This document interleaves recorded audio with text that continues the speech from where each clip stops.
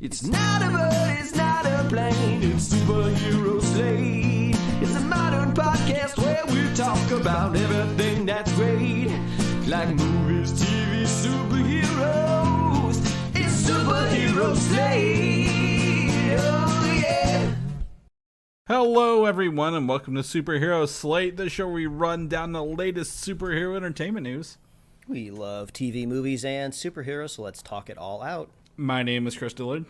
And my name is Mike Royer. And this week, we're picking our favorite Spider-Verse edition, Mike, of Across the Spider-Verse. And We'll zoom enhance frame by frame and Yes. let you know if there's any reason for anyone to be upset about this. Yeah. Why is this news? Is my question, and what does this mean? Loki gets a sweet and sour surprise. Wink, dunk, wink, dunk, dunk. wink.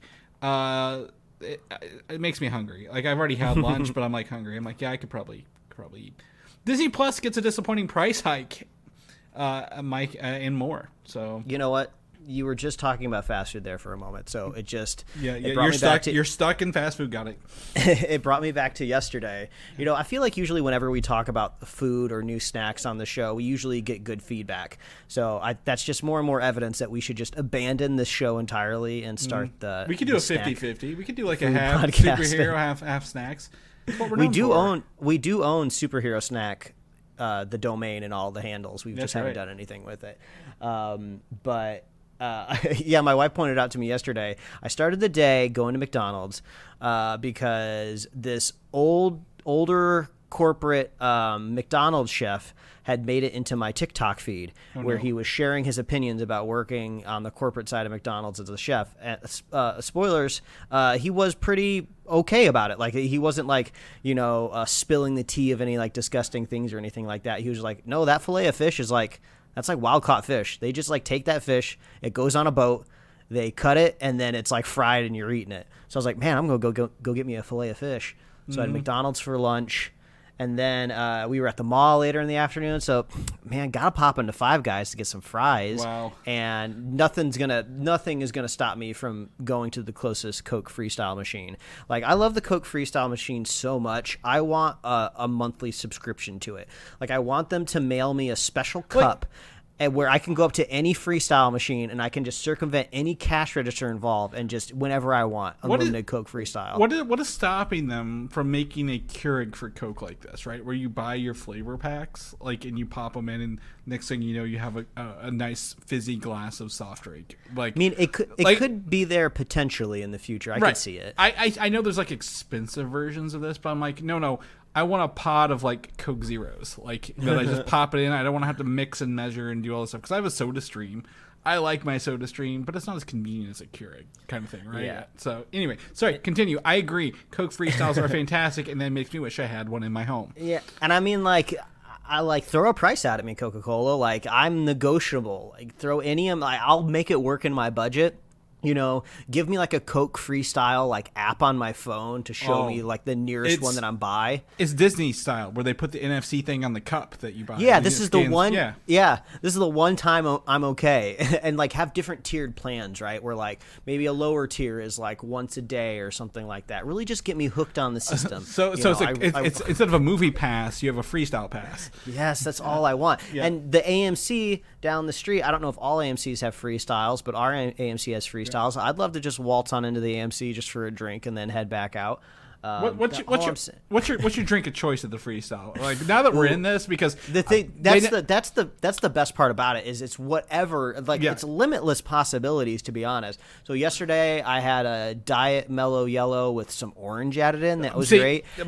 Mine is the Mellow Yellow Zero with raspberry and the raspberry peach flavor. Like do a 50-50 and it's fantastic. That's a good one. I should have done that because you can mix your own freestyles. Even like you're like, oh, I can do different percentages of different flavors, but yeah. And I made a huge pivot. I went cherry ginger ale after that. I mean, like, come on, who is not gonna pay a monthly service to the corporation of Coca-Cola for this freedom whenever you want? But anyway, I'll get off my hot summer hotter takes over here. Yes, exactly. And then my wife mentioned it to me because I was just like, oh man, Taco Bell's got that new like grilled cheese taco with they dipping keep sauce. Advertising with dipping sauces. So I was like, I just mentioned that, and she's like, if you go to Taco Bell, that'll be 3 fast food places in one day. And I was like, well, I'm sold. Like, for some reason, that didn't deter me. So I tried that new Dippin' Taco. It's a little messy. Messy in a way of, like, you can't really touch it because it's just the grilled cheese is so greasy on the outside. It's wet, slidey cheese on the outside. So you kind of peel back this little paper they give you. It doesn't, like, really work. And I don't know if they're still crafting their shredded beef technology, but I was like a couple bites in, and I legitimately thought they forgot to put beef in it, and they put refried beans in it instead.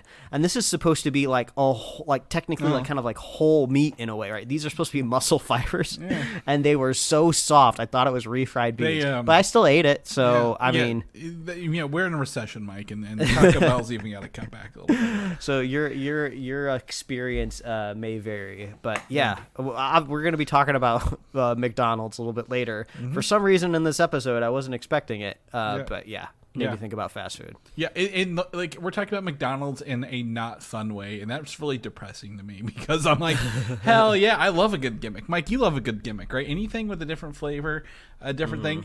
Mike, me and Mike share a lot of Mountain Dew flavors that are coming up. It's a problem, but the newest two are the Game Fuels coming back with the Diablo crossover or promotion, right? That you shared with me, and I'm like, oh hell yeah, I like Game Fuel. Those are really fun flavors.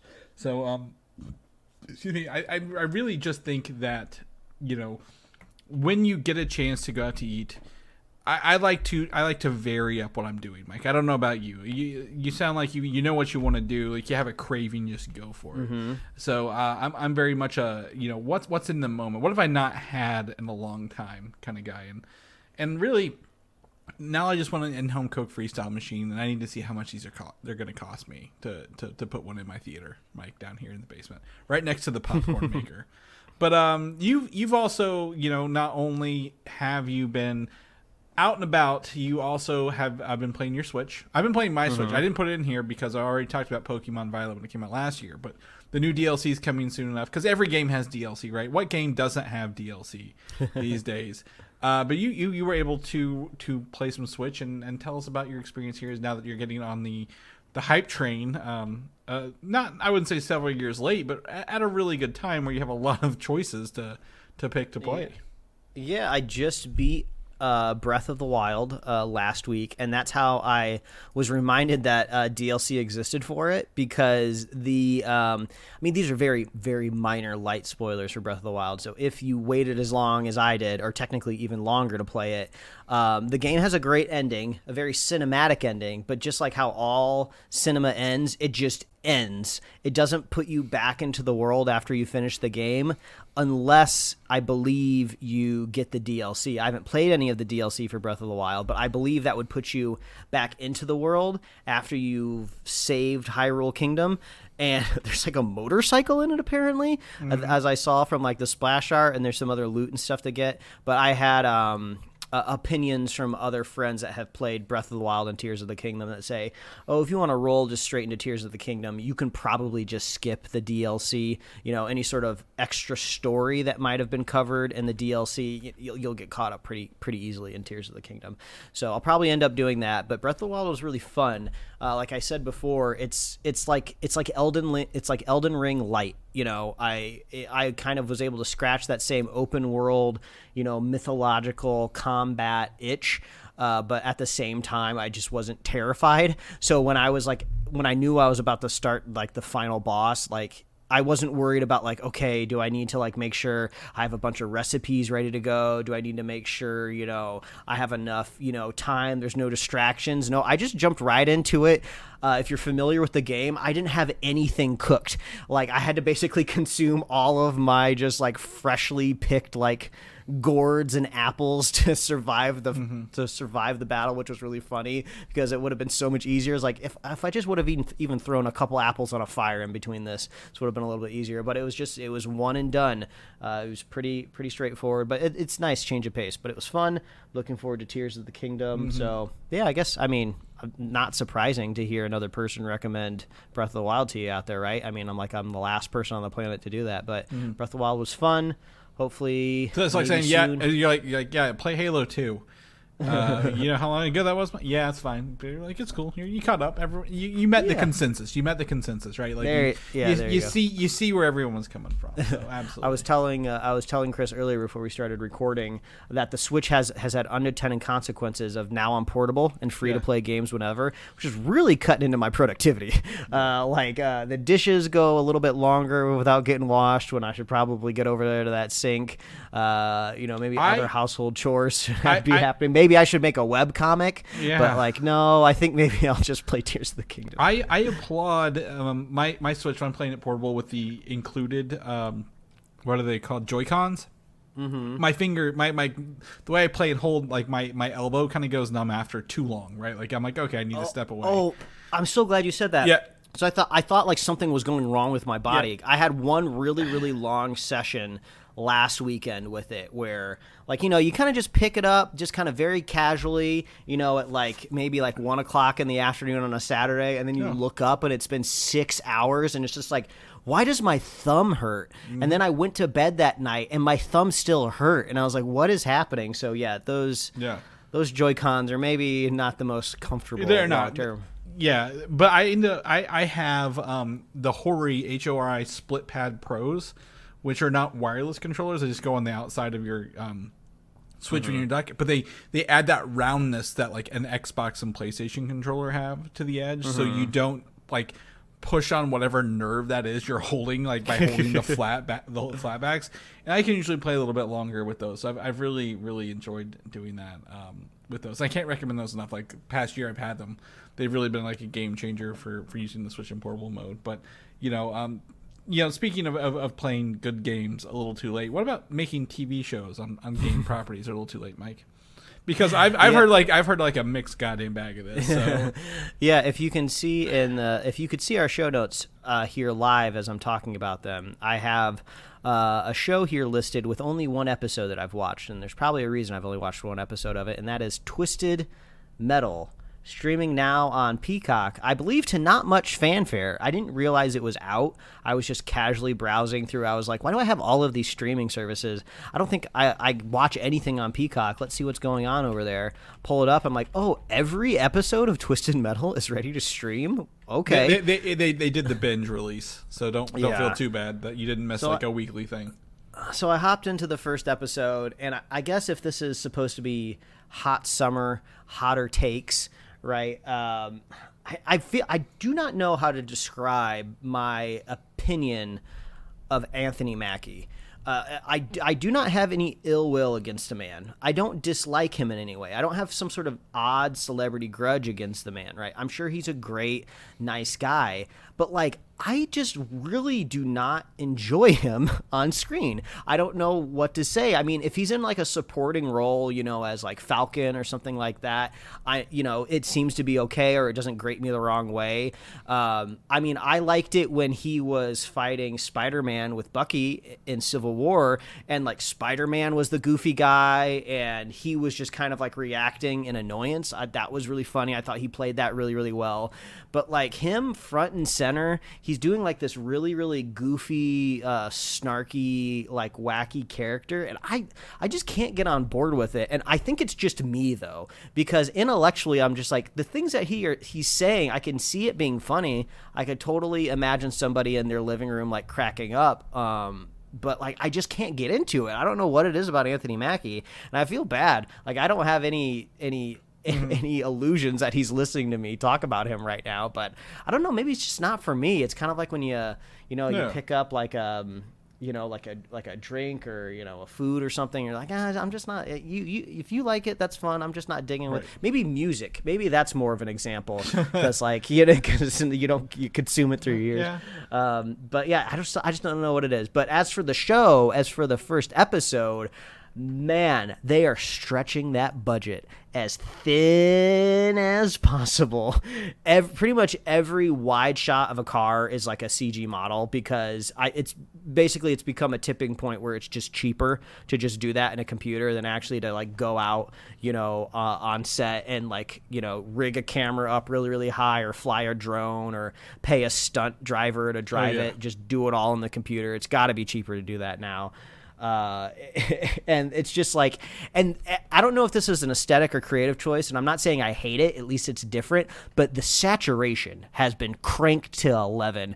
And I don't know if they're just trying to make things look more cheery or visually appealing or maybe video gamey and some psychological, but there's like pink cars that are like the pinkest cars I've ever seen in my life. There's blue police officer uniforms. That's the bluest blue I've ever seen fabric be. So if you watched it, let me know. Is it just the color settings on my TV? It seemed very, very off to me. But the first episode ends on a cliffhanger of like Sweet Tooth, and I was like, I felt a little compelled to watch episode 2. A little compelled. So there might be enough cheesiness there to entertain you. I will say you are in the minority, according to Nielsen and NBC Universal. They say most people binge at least 3 episodes in one sitting of this show. So well, I don't know if this is telling because the reviews on IMDb are usually self-selecting and they're kind of hard to pin down. But I looked at all of the episodes ranked, and it seems to go as you get into the series. It seems like it gets better critically as you go through the episodes. I don't know if that's just because the people that didn't like it dropped off and only the people that liked it are left reviewing the later episodes. I think it's called Stockholm Syndrome. Like the longer you're with your captor, you start to... I would say, long story short, is I have strong opinions about the show, but I don't think I would necessarily tell people to like avert their eyes from it.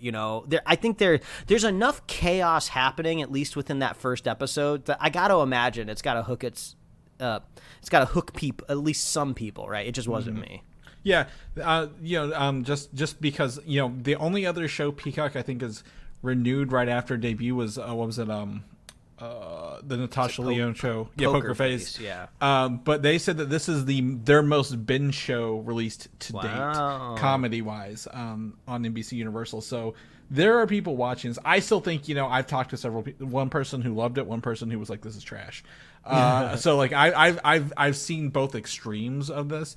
I will say the one thing I do know about this, Mike, and this has got my Mortal Kombat syndrome all over again. There is no Twisted Metal in this. They're like I know like there's no competition, right? It's not the hey, if you win Twisted Metal, you get a wish from Calypso kind of deal that they're adapting it. But I am my goal was to watch it. I know they're like 22-minute episodes, right? They're like half-hour bites. Yeah, they're pretty quick. And yeah. I do enjoy the plotting of it though. Yeah. I do like the concept of the world of like everything's fallen into anarchy. So now the only people living outside the wall cities are primarily like couriers, and then people trying to rob the courier. So I was like, okay, I get the concept of the world. But one thing that was driving me and my wife crazy is so like Anthony Mackie in real life is 44 years old. So yeah, you can play a little bit younger than yourself in a TV show. So let's like round it down to at least like 40, late 30s maybe, but let's just say 40 for easy math. The show opens up and it says like, quote unquote, the world went to shit 20 years ago, something like that. So that means when the world went to hell, Anthony Mackie's character was 20 years old. In the first episode, he sees a baby and one of the characters says like, "Oh, you've never met a kid, but you've never met a baby before." And I was like, he's definitely met a baby if the world didn't go to shit until he was 20. And then he's like brought into a walled city and he's like eating like a nice meal, and he like doesn't quite know how to use like the fork and knife, like he's some sort of like he's like some sort of like savage, just like caveman. It's like, no, he lived in a socialized society for 20 years. He's not like some sort of like cave person coming out of. So I just thought that was very, very weird. So I don't know exactly, maybe if I caught that narration wrong at the beginning, but I'm pretty sure it was 20 years. So yeah, really, really funny attention to detail that seemed to get missed. Yeah, I think, to me, and I explained this, what I would have, this also suffers from what I've been calling secret invasion syndrome, where you've chosen a really good property with a title and then you've failed to meet that property, right? Like you mentioned, like there is no games, like it's not Twisted Metal, but it's got a good premise. So why didn't you just call it something else? Like there are other video games, there are other, come up with a creative name. And do that. And then maybe on the last episode, you turn it into Twisted Metal, right? Like you give it a different name, and then the last episode, like, oh, this is the precursor to Twisted Metal, and then the next season could be Twisted Metal, kind of thing. So I feel they're relying on that IP name a little too much without really leaning into it, which is what we agreed Secret Invasion did, right? It took what one of Marvel's best series and was like, hey, actually, this is just like a really tiny bit of something that's not going to mean much in the long run. Mm-hmm. So. That's my plan is to still at least watch the first one, if not two, and try to figure that out. Yeah, just watch the first episode. I'm just curious what you think about it. Yeah. I'll definitely let you know. And then also for housekeeping for everyone else to know, we are going to be taking off the end of this month, the last weekend of August. We will both be out of our own home states or current states, I guess, and somewhere else. So we're going to not have an episode at the end of August, the week before Labor Day. So we. Sorry, but not sorry. That's our summer vacation. We actually get a summer vacation this year. Superhero Slate summer. Yes. Where the takes are so hot, we have to take a week off. We have to do it, or else we'll implode from the pressure of doing this podcast, Mike. But yeah. Anyway, so let's jump into this. Mike, still without air conditioner. We shouldn't dive on that too much, but just know Mike is heating up over there.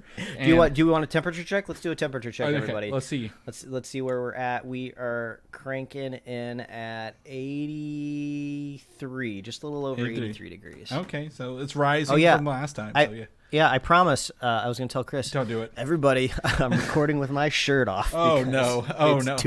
It's too hot. Oh my gosh. I was going to have because I'm right in front of like a window, so I was going to open up this window, get a little bit of a cross breeze growing.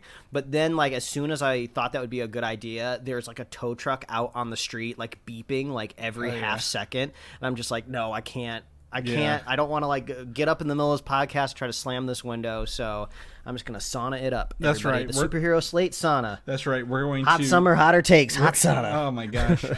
Yes. Were we talking about the Flash? What's going on? We're talking about the Flash. Yeah. So another minute has passed as I wrote down the time code on this. But the Flash, this movie that just won't end. Warner Brothers is releasing a Flash and Black Adam 4K 2-pack. And everyone's like, why are these two movies like the ones getting the 4K releases? Are they also going to have like QR codes that send you to some sort of like NFT or something like that? Is there some sort of crypto scam going on here as well? No, I can't see why. It's coming out in October. I was trying to figure out what it is and why these would be together. I mean, not saying that, these are the two biggest DC bombs. We also have if people forget, Shazam 2 was in the middle of these, right? So why are we not getting a Black Adam? Black Adam and Shazam may have a 2-pack, but why is Black Adam and the Flash getting a physical release?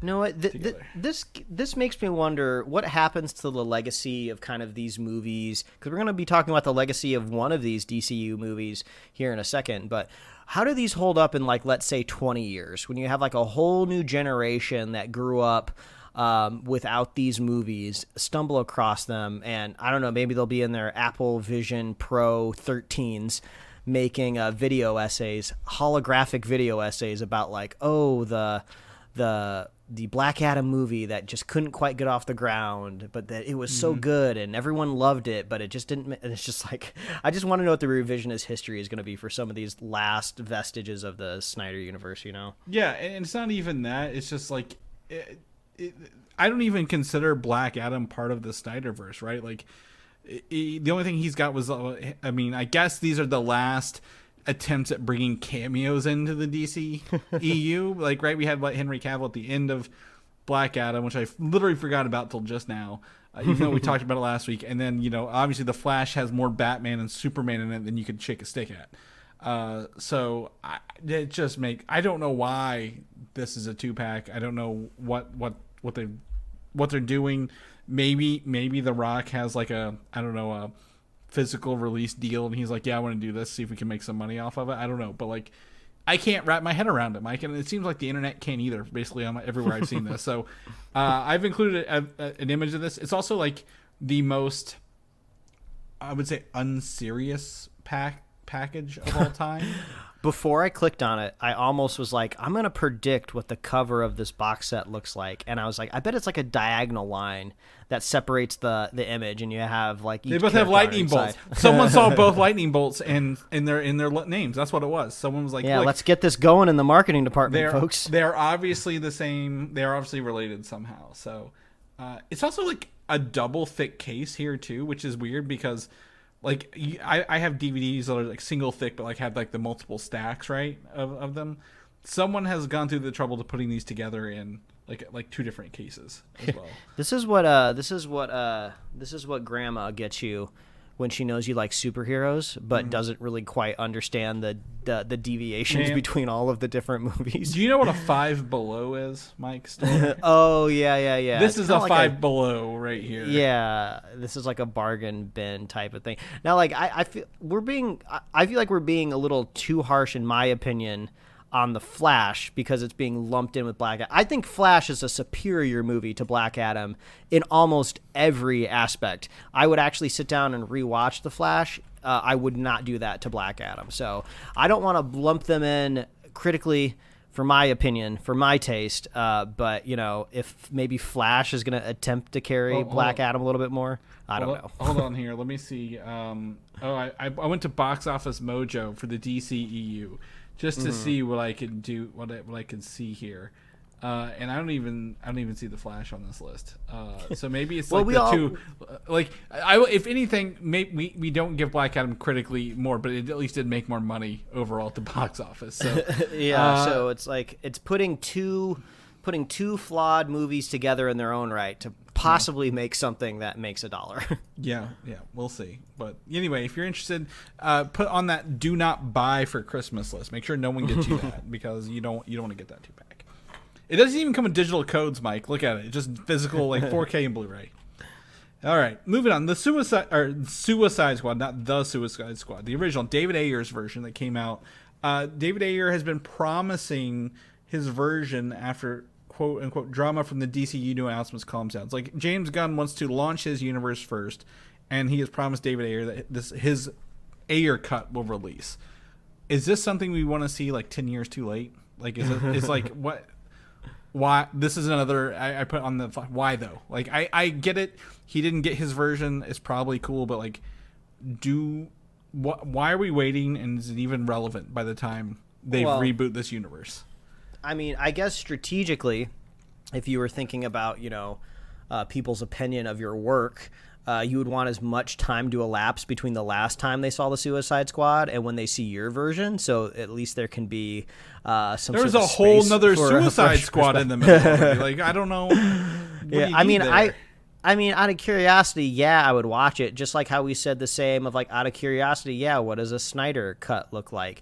But at the end of the day, I mean, like it's not like Ayer has made a ton of things that I have enjoyed, in the past. He made Orc Cops, right? Is that like the one that was on Netflix with not Will Smith? Oh, I have to. I think so. I'm looking at his IMDb right now because I'm looking at his. Because he didn't write that. Bright. That other guy wrote it, right? He didn't write Bright, but he did direct it. He's done The Tax Collector, which was a Shia LaBeouf movie in 2020, and now he's doing The Beekeeper, which is next year with Jason Statham. I mean, Bright was awful, bad movie. End of Watch was good. Never saw Fury, but I've heard kind of like mixed things about that. But yeah, I mean, I don't know. I like obviously when you watch the Suicide Squad, you can see like the insanity that encompasses like the editing, right? Which is out of Ayer's hands when it's not his cut.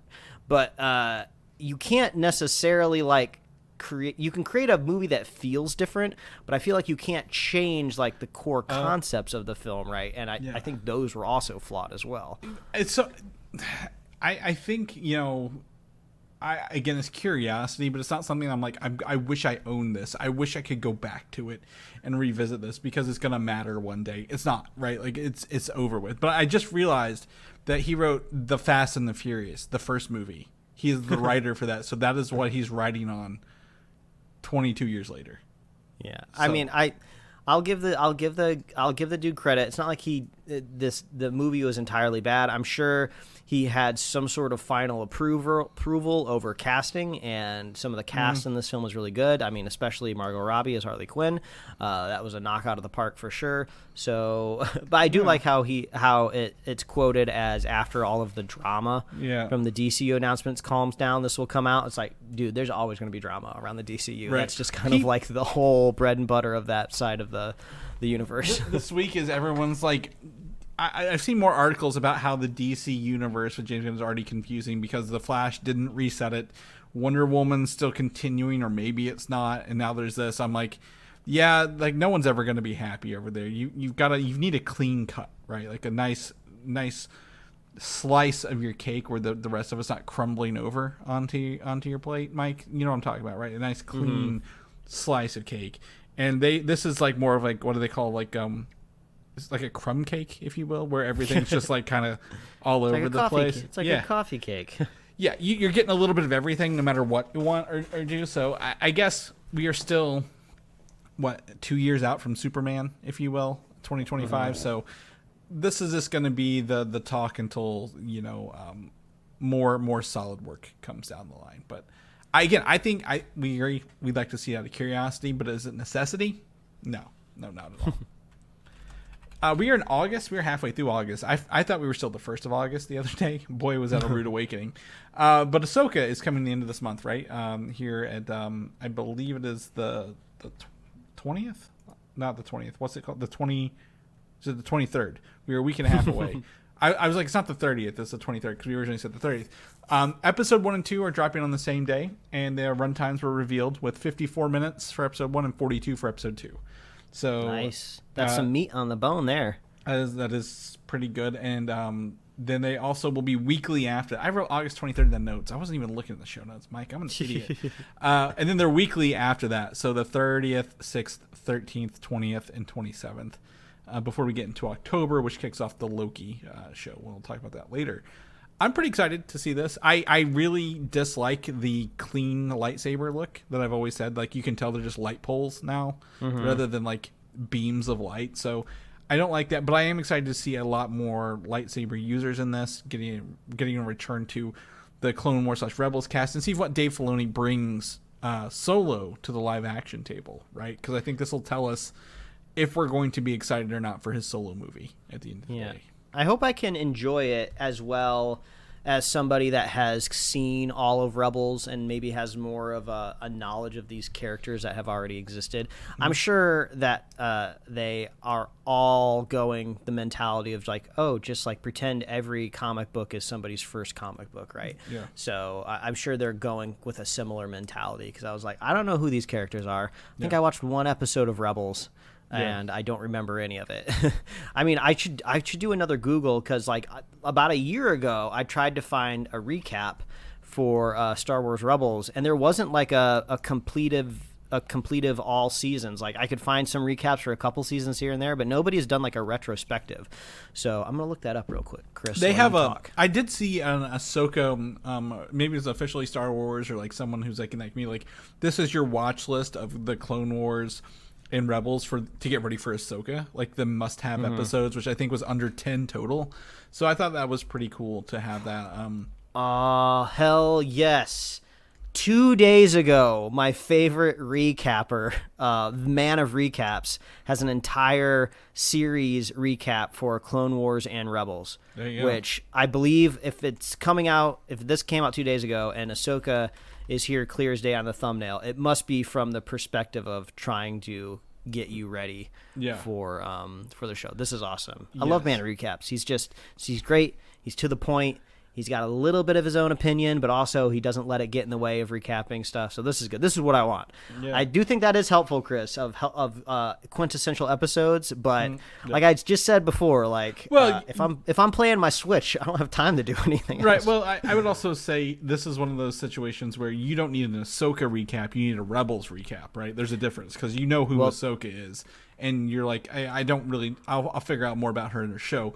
This is like, there are extra characters in the Ahsoka show. You like, I don't know who Sabine Wren is, and so on and so forth. So I think there's value in this. I'm gonna put this in my our show notes without watching it at all, just because I know Mana Recaps is good, and I don't even have to watch it to know that it's going to be helpful. I'm on the page. It's his longest one since Attack on Titan, but that's a whole different beast. So Ooh, I should watch that too, because I'm kind of done watching Attack on Titan, but I would be curious where the story goes. So anyway, I am excited for Ahsoka. I keep seeing more clips show up into my feed, kind of prepping people and hyping people up, and I'm just like, it just looks good.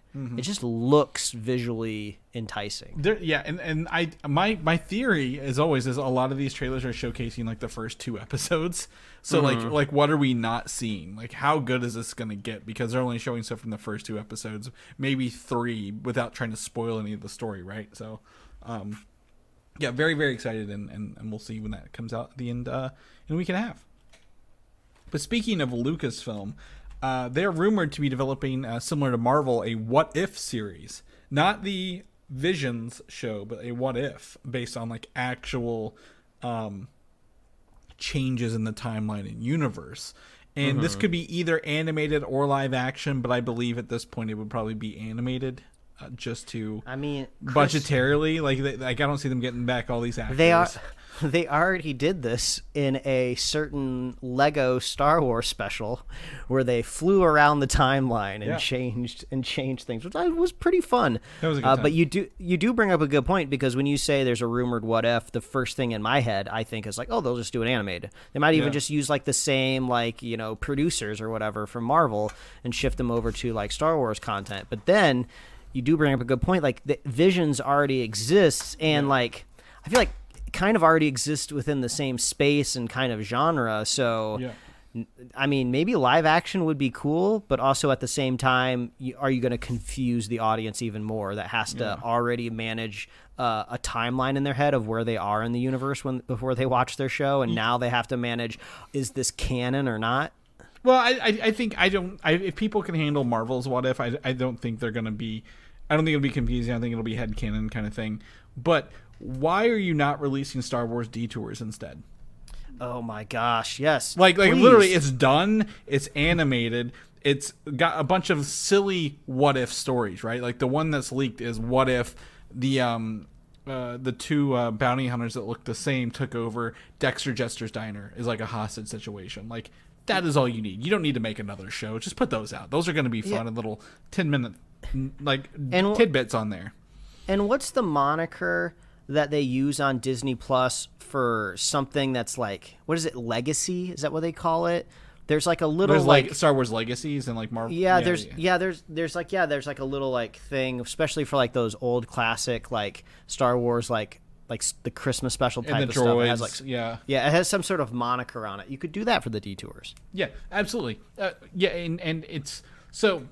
This brings up something else interesting I've heard about a lot of TV and content production out in, I guess, in Hollywood and everywhere else, Mike, is that they're looking for what's called second screen content. Are you familiar with the phrase second screen content? Where it's like, it's in the background. While Mike's playing his Switch, he's got second screen content on the TV, is like background noise and stuff like that. And there's a huge push for that right now. Like, what can we make that's not like overly produced, that's not high concept, that people can just run in the background and be content with?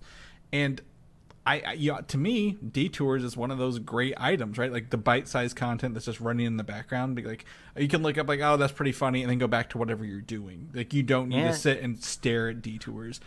And just send them over to the Star Wars social media people and just have them throw it up on like their Instagram reels or their TikTok page. I mean, I feel like that would be very you can put like you can release entire movies in their entirety on X for several days and not be taken down.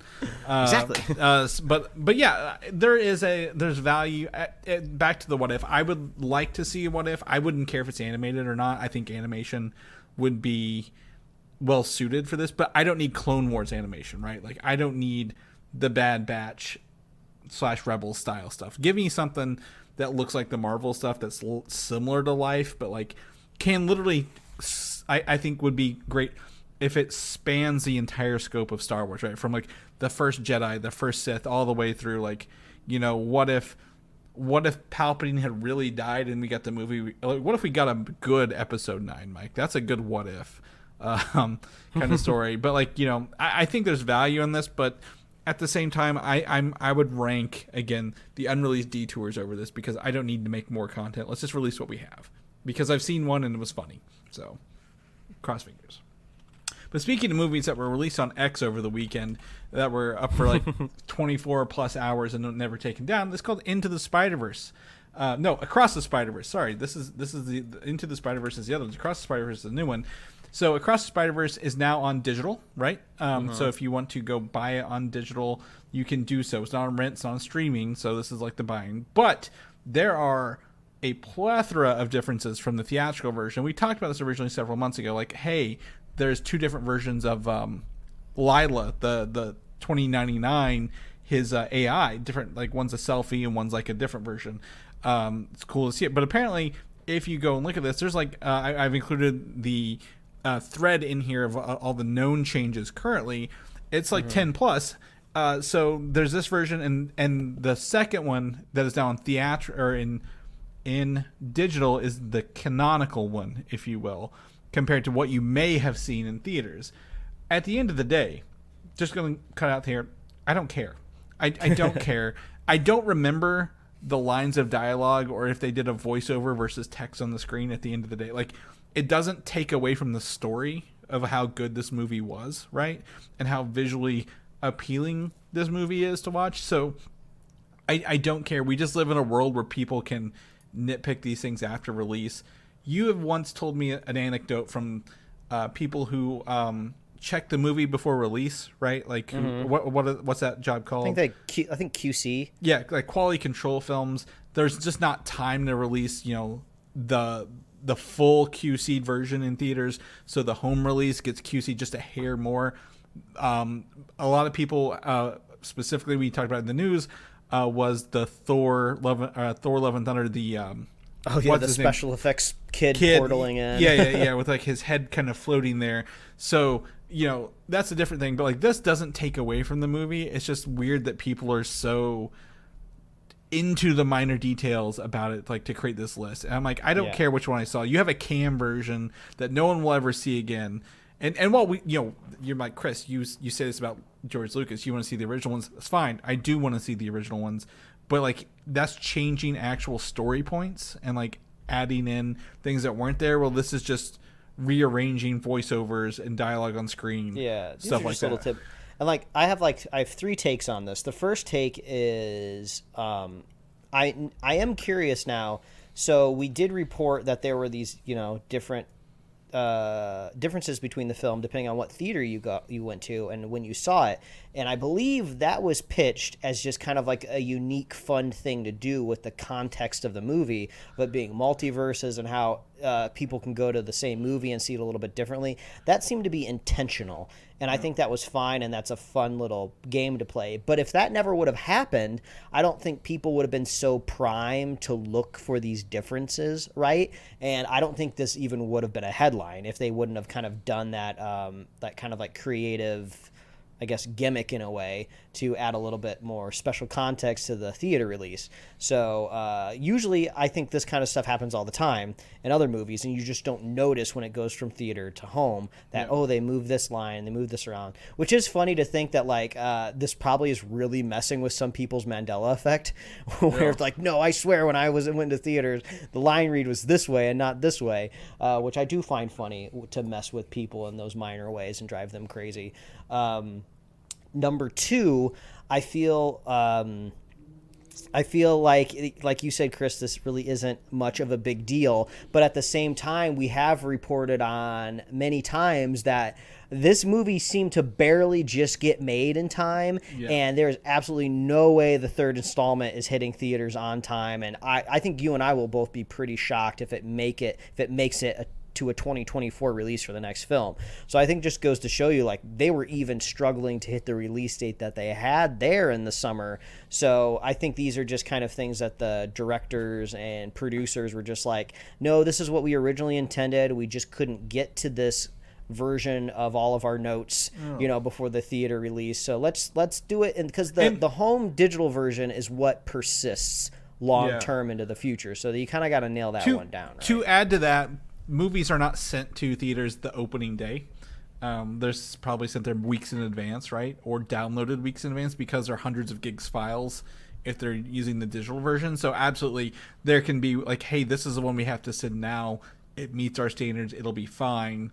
But, ones that maybe still get physical releases or they send an update over the air could have those changes as well. So it's not like, oh, they delivered different ones on, 11:59 and this is what we watched. Like, they're literally like, some theaters have to prep this weeks in advance to watch these movies. So yes. Yeah. And I feel like last observation, and this is purely just an observation, I don't know if I have an opinion on it either way, but like, man, it is not hard for people to get cams of movies anymore. Like, all of these threads that you see are just like straight up pulling clips from cams that are very much illegally recorded and just throwing them up on like social media for like comparisons, which I think is cool in a way of where I can get like raw interpretations of comparisons, right? Like, I don't have to like, wait for somebody. Well, I can't even wait for somebody to get a home release because it wouldn't be the same. So you kind of have to do it from a cam. There's no other way to do it. So I do think it's funny that people, I feel like the kind of like the behavior of people has changed so much on the internet. Like, they don't care where the footage comes from. They just need it for the purposes of a post. Yeah. So it is just kind of wild scrolling through Twitter or X, whatever the fuck you want to call it. And you're just like seeing strate up cam footage on it, which I just thought was really, really funny. I enjoyed the side-by-sides of some of that cam stuff. So I think that's fun. But like, this thread was 12 when I originally posted. It's up to 30 now, by the way. But you can watch some of this stuff in here. And to me, again, it's like, they changed the dialogue from "Yep, we've got our sign" to "We found her." I'm like, this is nothing. Like, literally, that doesn't like alter the whole movie. There's a couple shade changes, I think, of like Hobie, right, from Spider-Punk. So dive through this list, take a look at it, let us know what you think. And really, for me, it's not huge changes. Like, this isn't like, oh my, they cut a whole scene, they added a whole new character in, right? This is just like, hey, we did a little bit of polishing, or we need this version because our script for the next movie relies on this version. I don't know. So thankfully, there's only 2 known versions of this. Both were in theaters at one point. Only one is on digital, and we can just rest knowing that the one we're going to be watching is all going to be the same one at the end of the day. It's not. This isn't the ending to Clue, Mike, where we all had a different ending when we went to theaters that we all weren't probably old enough to watch in theaters. So.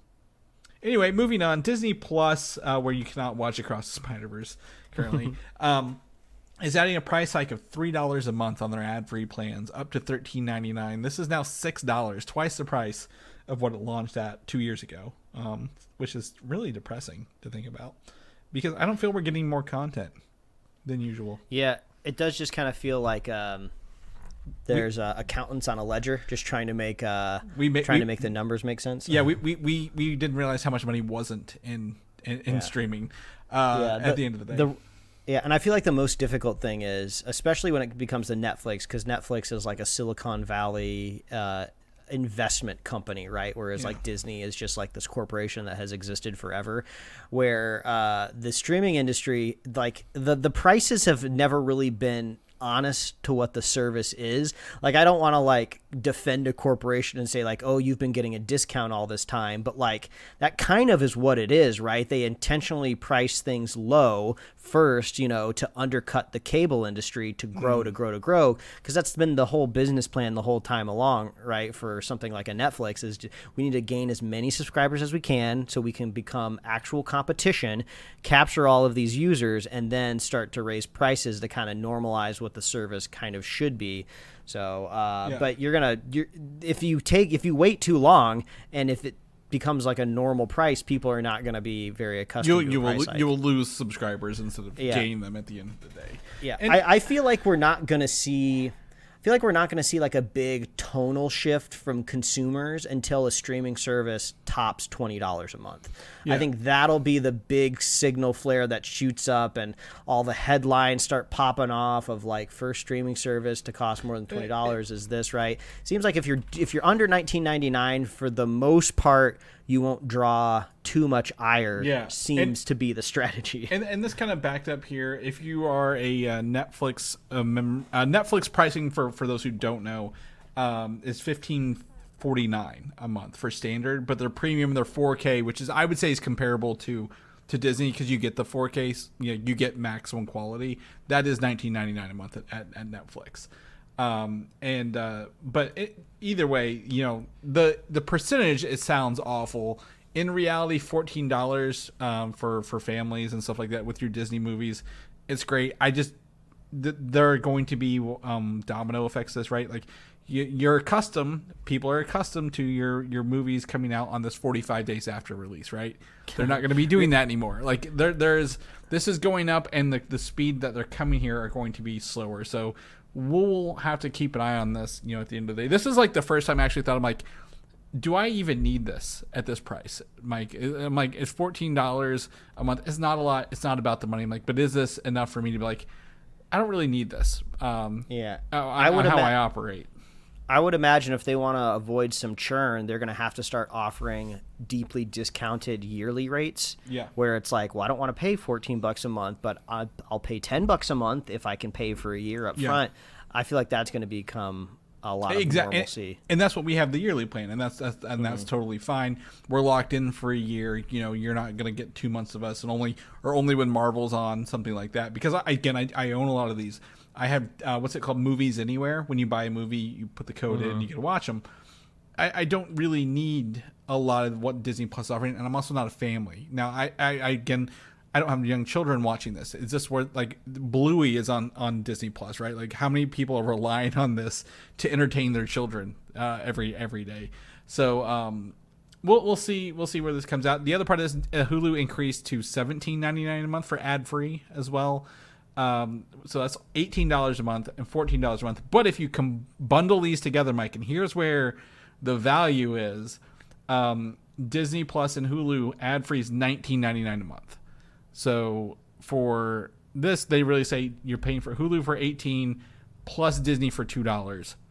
So my guess is, and I put it in here, this is more numbers for your investors, right? And users are cheaper. So now we've increased our Hulu subscribers and we've increased our Disney Plus subscribers, but like technically it's like one bundle really at the end of the day. Does that make sense? Like you're like, oh, you're in one bundle, but like that counts as 2 subscribers for their investors. So I feel this bundle is going to be the way a lot of people move to, and I believe we've talked about this before. If Disney buys in Hulu, they're just going to bundle into one regardless. You're not going to get a choice in the future. Yeah. You're going to have both. I think that was reiterated. Disney had an investor quarterly call last week, and I think that was reiterated that there is more plans to integrate Hulu and Disney Plus more. Yeah, absolutely. And then the other part of this, due to probably the news that Netflix did, they'll be cracking down on password sharing next for Disney Plus. So I think that's like the next iteration in online streaming, right? Preventing password sharing. Mm-hmm. So that one doesn't surprise me so much. But at the end of the day, I'm gonna have to. I told my wife we're gonna have to personally reevaluate what price Disney Plus is in November and what deals we can get.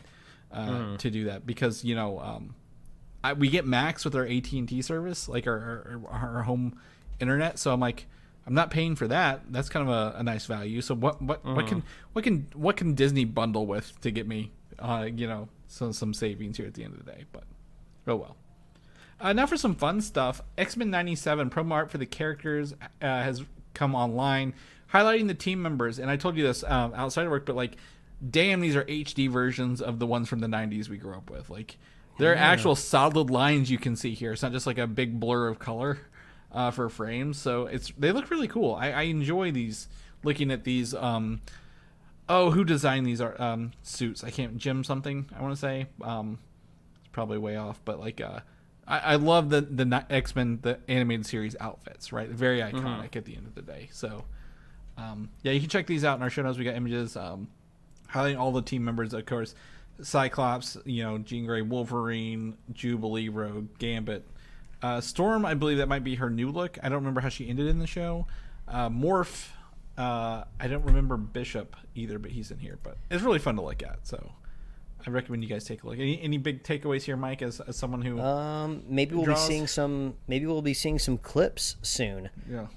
Some HD clips of the show. That'd be nice to get a trailer. Yeah.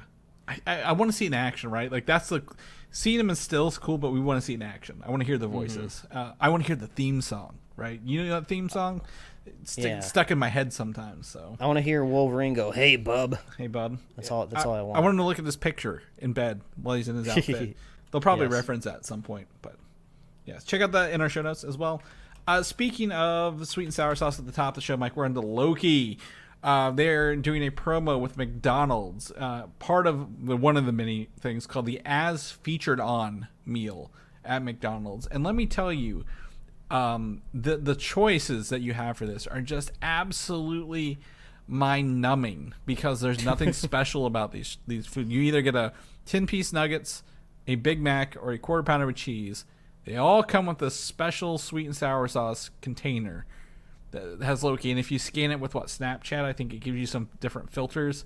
Yeah. But boy, this is really sucky that it wasn't like some sort of new meal item. It was just a re-stickered sweet and sour sauce. It's a bit of a low lift, right? It's kind of like the McDonald's doesn't really have to do anything different except get some sort of design approval for a Loki foil label, right, to go on top of it. And yeah, there are AR elements, right? But like, you could have done that with literally any company, any promotion. You could have left product, the label the same and did the AR components. Yeah, exactly. So the only slight benefit here, and I don't know if this is going to be like corporate synergy nonsense or whatever, but like, the big question that you raised in our group chat is why does the sauce come with something that's not nuggets?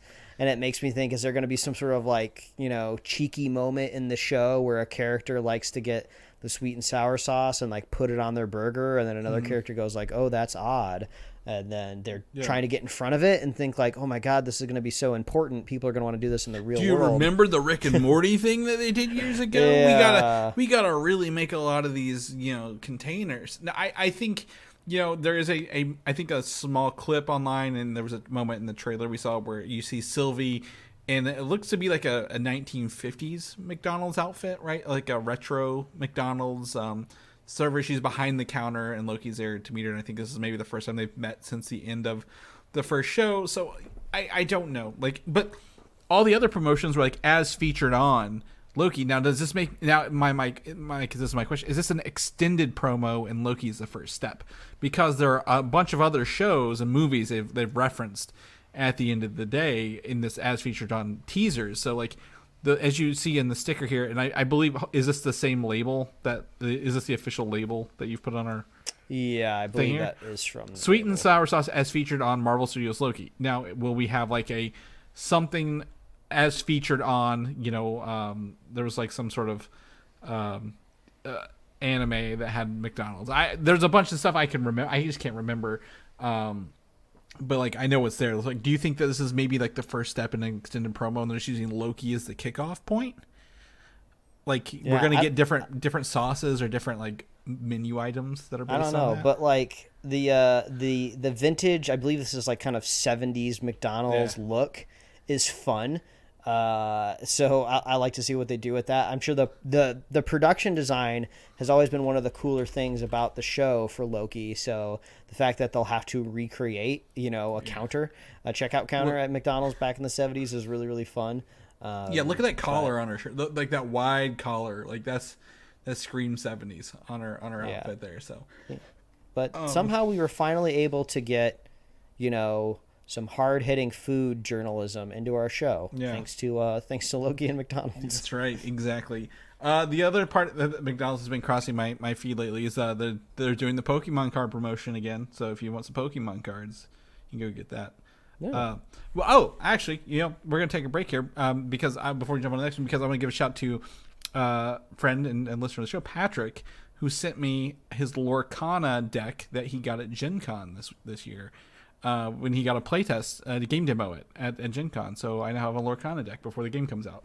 So I'm very excited to play Lorcana, Mike, as you know that from the past year. I've been harassing you about this. So that should be out in stores maybe this week, or at least big box stores at the end of the month as well. So stay tuned as we come back and probably talk some more about it. I want to get your vibe on this. So, yes. Anyway, the Marvels, the upcoming, the next movie from Marvel, currently slated for November, possibly delayed. Studios are talking, Mike, with the writers and the actors guilds to meet, to come to an agreement finally. Hopefully sooner than later, and we might not have anything else delayed, but we don't know what that looks like. But the Marvels, Kamala, the director's out doing, has done interviews previously before this. She's not doing interviews now, right?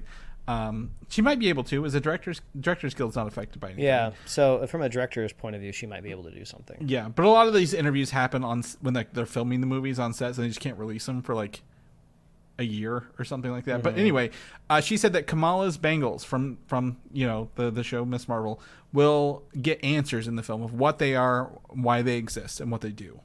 So she did say that you notice that they affect space and time when paired with another form of power. I don't remember what her power that she paired them with in the show was, unless it was like her mutation. That might be something, but it looks to be the energy entanglement we're seeing in this upcoming movie is based on a mixing of the accuser's hammer and a bangle at the same time. So I'd be excited to kind of see some interesting time and space stuff, and maybe this leads into literally this could get into the Kang Dynasty, right? Like, the theory is maybe these are remnants of the Time War when the Kangs were out there. So, well, I think we're also curious too if these bangles are entangled or comparable in any way to the rings from Shang-Chi. That would be interesting. I mean, maybe this is like this is the new type of like Infinity Stone light MacGuffin, right? These kind of ancient artifacts that people are using for powers. It'd be interesting to find out. Yeah, maybe they combine together. Like you get the bangles and the rings and like some other stuff we've not been introduced yet, and like that was like. Whoever has that, like whichever Kang version gets all of these, is the one who like wins the Time War kind of thing. So, I'd be interested. We're gonna need a little more solidness about this, a little more, focus in this as we come into Phase 5. So we'll keep you guys posted as we move our way through those. But yeah, we'll get answers for that. In other words, other news as well for Disney Plus, the Nova special presentation has been scrapped over there reportedly. It was never really announced, but it was always rumored to be in the works, but the character was not scrapped. It will just be introduced in the MCU later down the line, but I think this aligns with Bob Iger's statement of streamlining Marvel releases and focusing on stuff. And I think, too many special presentations could lead to... we're big fans of special presentations more than the TV shows, but, anything extra is probably getting nixed as they come down the line. Yeah. I believe a highlight from his call with investors this week, too, that, like... they want to just bring down the cost of everything too. To me, it just seems like Iger left the company. Chapek came in and said, let's crank out as much as we can so we can just start churning. There's money in streaming services, so the more we put on there, the more money we'll make, which isn't true. We need more and as fast as possible.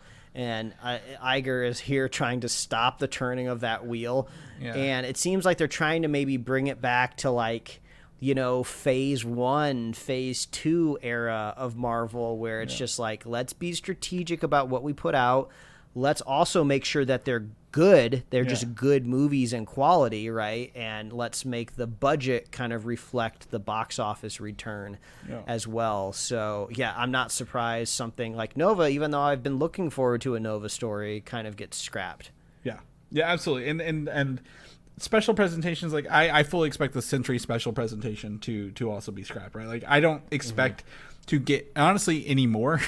Maybe the Witch's Road, that's still, I think, up in the air. But like, I think they are the best use of their money over TV shows. But what do we know at the end of the day? We can't prove that a one shot gets a lot of people in, whereas a TV show over time could bring in people for multiple months in subscription. So, yeah, we'll keep you posted. But honestly, yeah, Nova he's just one of those characters that is just not caught a break in the MCU yet, but could easily get there when we move forward. A couple interesting notes here. They also had a release schedule calendar on that investment call, right? A big thing's coming out this year, including Loki, but it is Echo was not on that list, even though it's a one day binge release. Was it the weekend after Thanksgiving, I think? Yeah. So it's rumored to be delayed due to this absence, because Loki was on here. Loki, it's not just TV, like movies. Loki was on this release schedule, but Echo was not. So my theory goes back to Actors Guild, right? Even though it's a streaming show, they still need actors to promote it. And if they're not being able to promote it because they're on strike, this show would get delayed because of that. Yeah. I mean, no one really knows exactly how all of these strikes are going to resolve, how long it's going to take. It's all conjecture. I've seen some say it could take as long as to possibly March or April next year. I think that's kind of the most long-term scope of it. But if you start to kind of read the tea leaves, they are back to the table. At least the Writers Guild is back to the table negotiating at the end of last week. And at the same time, the Emmys have also officially postponed their show until January next year. So obviously things can move again. We've gotten very used to things in COVID, post-COVID era of dates and things shifting all the time.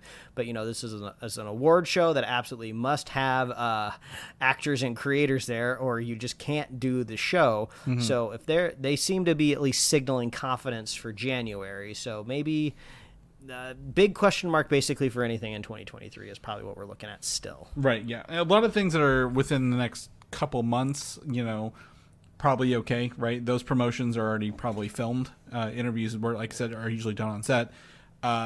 Echo's, one of those things. It's the first binge release model for Marvel Studios. It's got the return of Kingpin and Daredevil slated to be in it.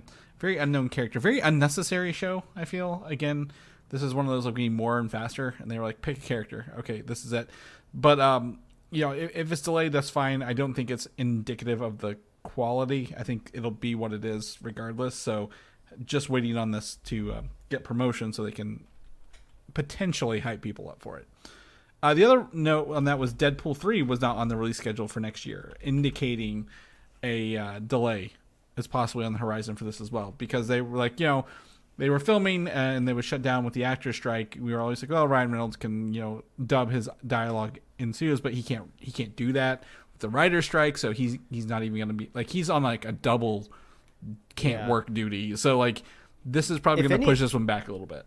If anything, I feel like this is overall better for the Deadpool movie. The downside is we have to wait longer, but the upside is now we don't have to worry about if the actors never would have went on strike, right, and the Deadpool movie would have been made under the writer's strike, if the movie would have come out and it wouldn't have been as good, and if we didn't like it and there were things that were not up to snuff, we always would have think oh, what if he could have ad-libbed on set? That was the thing that was missing. They were creatively restricted. That's a bummer because this Deadpool 3 movie was going to be a big deal. So now I feel like we don't have to worry about that as much, because by the time the actors are probably back to work, I would think the writers would also be back to work as well, so they can kind of get things back to normal. It sounds like the writers are first on the list. Well, they've been striking the longest, so it makes the sense. They've been striking the longest, and without writers, the actors can't act, right? Either. So it's one of those things. I think if they get it done, he can at least do the writing. I think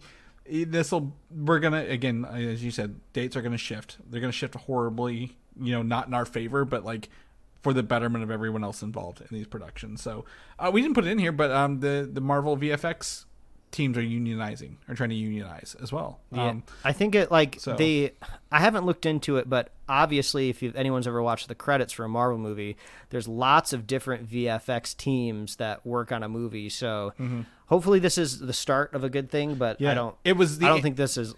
Well, it's the in-house team first union, because Marvel has an in-house team.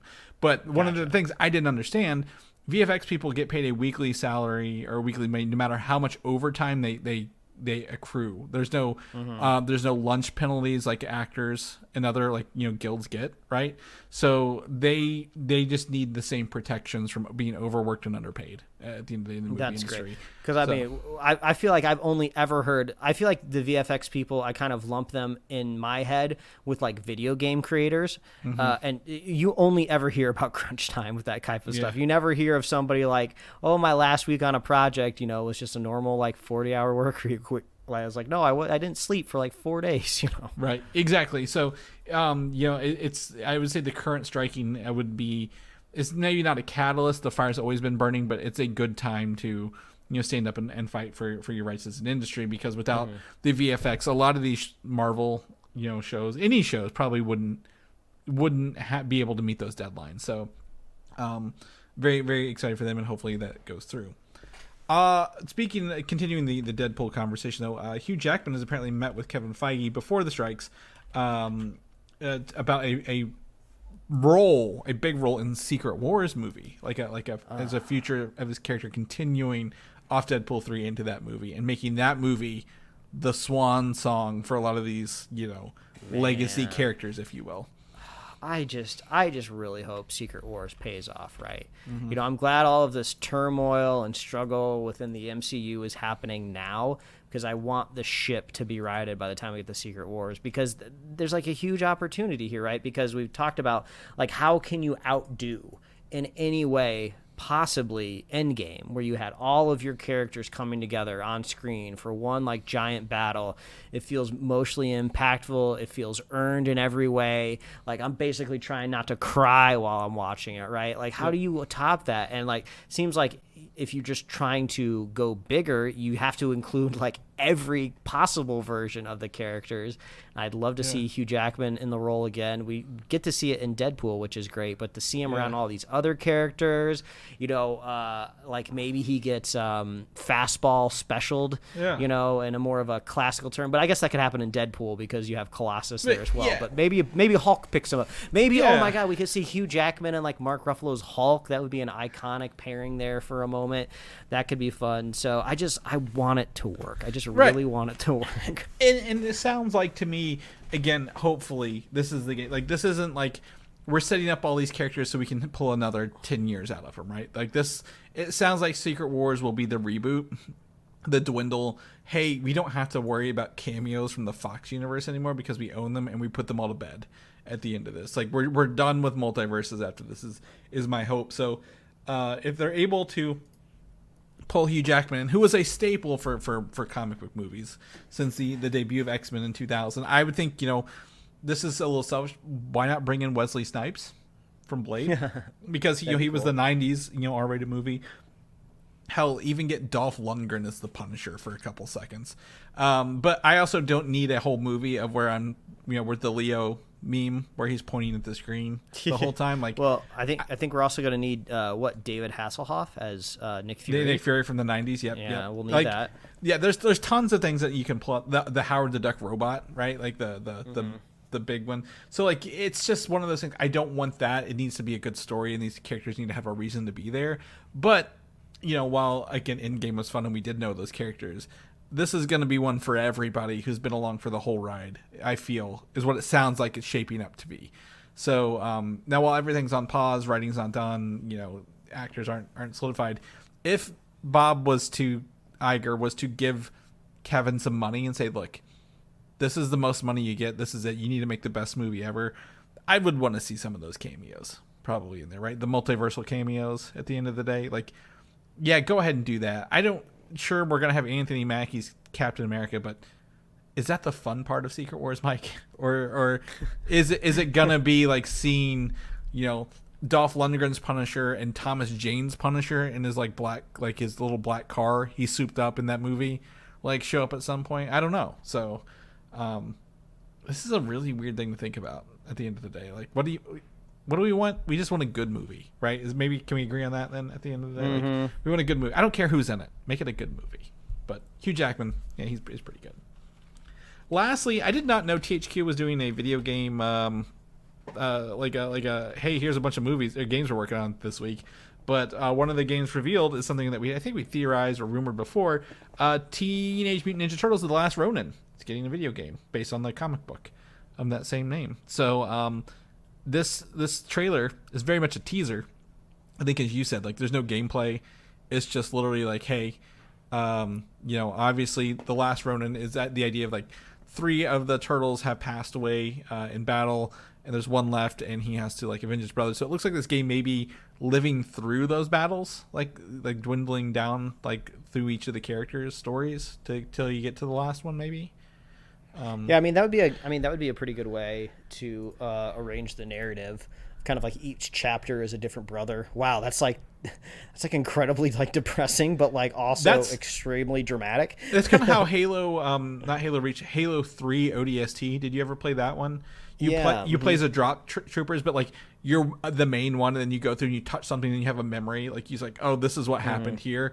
That could easily be that as well, possibly. So it is depressing. Like this is not a happy story by any means.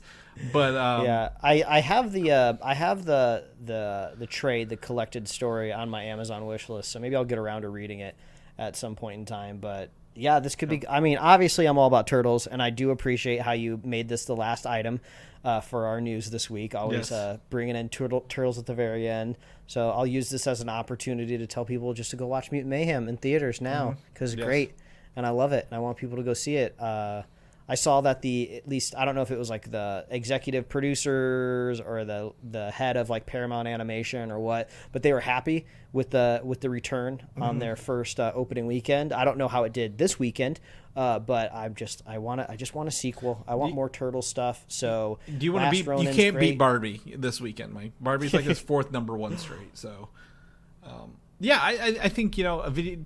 Did you played? Have you played Shredder's Revenge yet? The 8-bit side scrolling one that was like a successor to the arcade one. No, that's fantastic. But this is not that game, so I'm excited to see kind of more of this as well. I'm glad the Turtles, Kevin Eastman and is it Peter Laird? Yeah, are making more Turtles content. Right, still 30, 40 years later, like or I guess be 30 something. Almost 40 years later, they're still making Turtles comic books and stories and video games. So, these teenagers, these mutants, these ninjas and turtles have really stood the test of time. So, go, Mike. This is you're in your best end game here for sure. But that's it for the show. That's it for our news. If people want to know what you're doing, what you're up to, where they can get more of your turtle hype, we're gonna get that at. Yeah, well, they can find me at Mike Royer Design on Instagram, Twitter. I'm still going to call it Twitter, TikTok. You can find my webcomics at liferewardsrisk.com. Hopefully, I'll get around to making more of them if I'm not playing my Switch. Chris, if people want to find you, where can they find you? You can find me on Instagram, Valdan87, or video games of Valdan, VALDAN, anything you want to do on there. If people know more about the show, come back, listen to us. We have, I think, is it next week is Blue Beetle, Mike? Oh God, next weekend's Blue Beetle, guys. So I guess you can come listen to our review of that and our regular episode. Where can they get all that good content at? Yeah, I'm gonna make it quick and easy because we've reached the mid 80s here in this room, 85 degrees. So I'm just gonna tell people to visit superheroslate.com. That's the headquarters for all things Superhero Slate. If you want to be a superhero, if you want to be a super fan, but also it makes you a superhero. If you want to be a super fan of Superhero Slate, all you got to do is share the show with a friend, share the show with a buddy, and send me some blocks of ice so I can build an igloo and escape this heat. I'm going to send you a shirt so you have to put one on. Maybe it'll be a tank top. It'll be tolerable. But we'll see you guys next week. All right. Bye, everybody. Thanks for listening, and don't forget to subscribe.